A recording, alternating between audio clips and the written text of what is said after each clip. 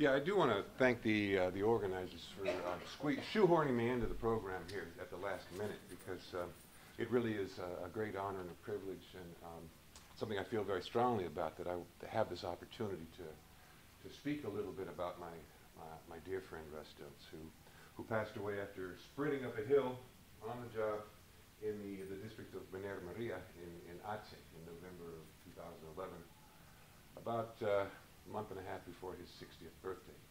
Russ left us too soon. Anyway, Russ... Craig? Yes? Sorry to interrupt. Can you speak into the mic because we're taping it? Okay, we're taping it. Yeah, well, We can hear you. we'll get the rest of this text on TV. All right, Russ was a VIA giant. He was a VIA legend.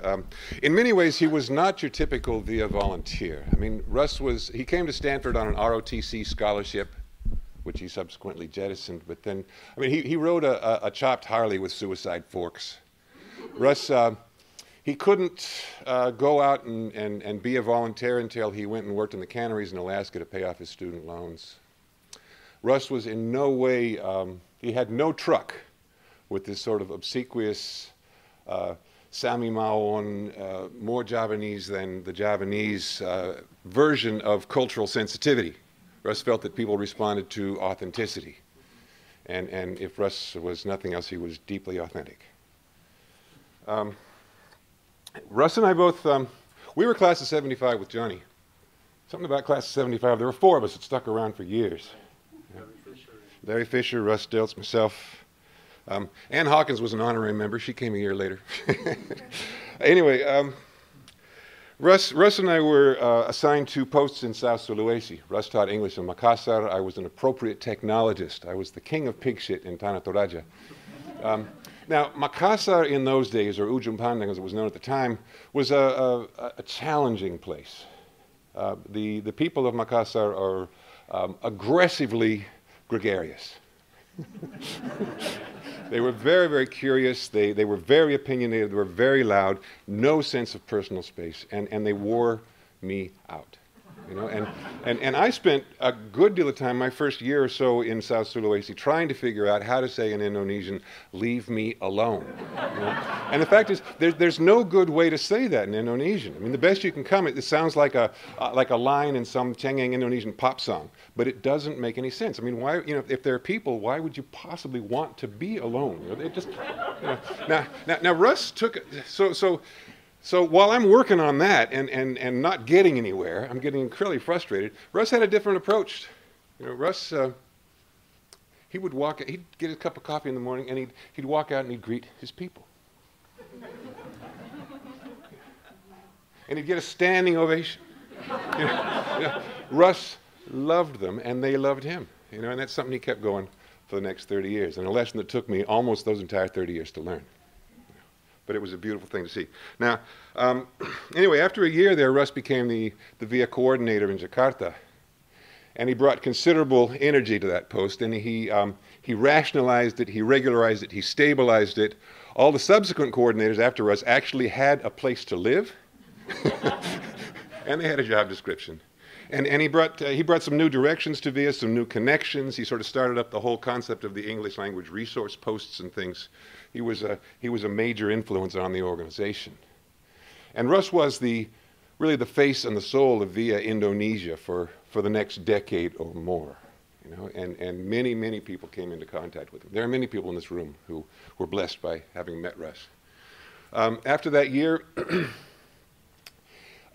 during that time, he met a couple people. He met Lou Seti from World Education and Maman Suherman from Penmas, from the Directorate of Non-Formal Education, and they realized that they saw in Russ something very, very special.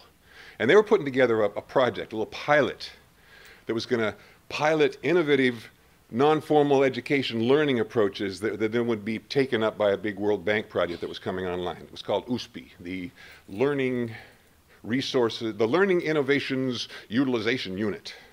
You know, and they wanted Russ. And so what they did is they made the job description with the salary so low that only an ex-VIA volunteer would take it.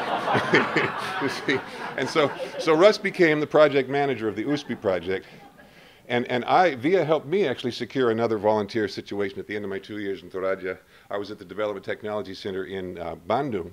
and I took up with Russ, and the two of us used his $1,000 a month salary. We thought it was a king's ransom. It was fantastic.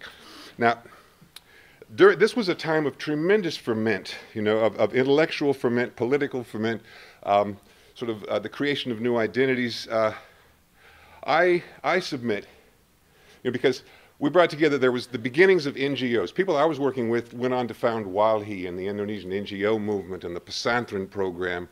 Russ was working with these very innovative non-formal education ideas. I submit that all people doing anything progressive community organizing, progressive social mobilization in Indonesia today can trace their ideological and intellectual roots back to that time and that place. That's Russ's contribution to Indonesia today.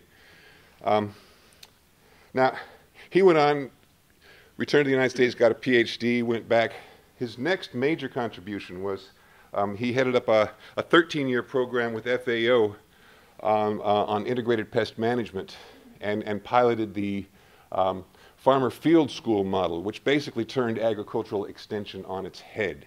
And that's become a tremendously important vehicle for community organizing and community mobilization that still is still expanding. You know, and has been practiced in, I found evidence of it in more than 74 different countries on a whole broad array of activities. Russ was an enthusiast. Now, its original Greek meaning, enthusiasm was to be suffused of the spirit of the gods. You know, Socrates thought that enthusiasm was the muse of the poets. Russ was an enthusiast. And everyone that was around Russ was swept up in his vortex of enthusiasm. Whatever Russ was doing was the most interesting, the most important thing in the world. And anyone that was blessed with the opportunity to work with Russ did the best work of their life at that time.